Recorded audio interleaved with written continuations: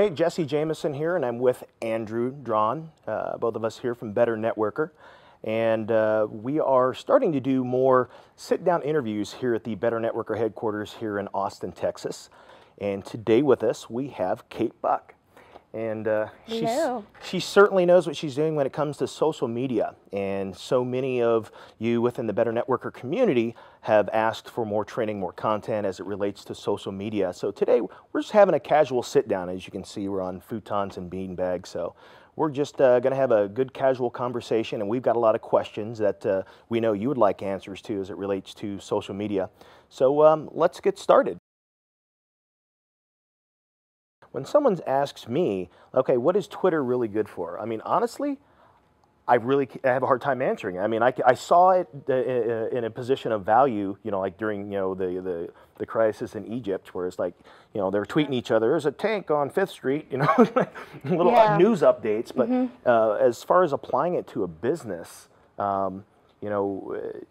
trying to find that balance between what's good use of your time and what aspects of social media really provide the most value. Okay. Where does Twitter fall into the mix? Okay, well, Twitter, definitely an information network. So if you're somebody who likes just to go and get news information from certain sources and you just want it bite-sized and single links or whatever, that would be. But that's really more of a personal use. From a business perspective, I use Twitter for lead generation. But it's really only great for lead generation. I'd be curious if you could, just throw out a few pointers about how to use your time efficiently and effectively. Okay, sure. So I have a couple of different things to say about that. The first thing that I'll say is that it is, I guess, well, I don't know the best way to say it, but it is kind of labor intensive up front. So social media is one of those things where you're going to... A question that I have is, what is the best use, and when do you say, okay, I have a regular Facebook page, I have a fan page, or I start a group? What are the considerations with either of those? For each of those. Add on to the regular page or fan page. Should I have one for personal, one for business? Should I try and mix both? What should I be considering there? So when you have a product or a business that can speak or stand on its own, then you would create a fan page. And in that same case, if you don't have a... It is a great way to get to somebody's email inbox. LinkedIn, we haven't talked about much, but one of the coolest things about LinkedIn is that if you create a group on LinkedIn or you communicate with somebody on LinkedIn, by functionality, LinkedIn sends that email directly to their email inbox.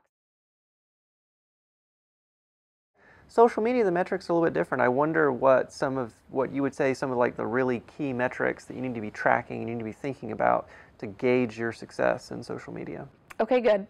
So as a baseline, you could start with engagement metrics. That's the stuff that everybody jumps to first in social media. How big is my audience? How many people?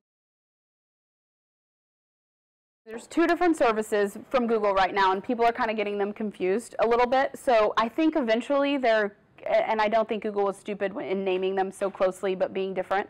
So there's Google Plus, which is Google's social foray into social media, social networking. And then they have the Google Plus One, which is the little button that you can put on your website or on your blog, which is similar to the retweet button or the Facebook share button. So what should a person be thinking about when, organizing their circles of within G+?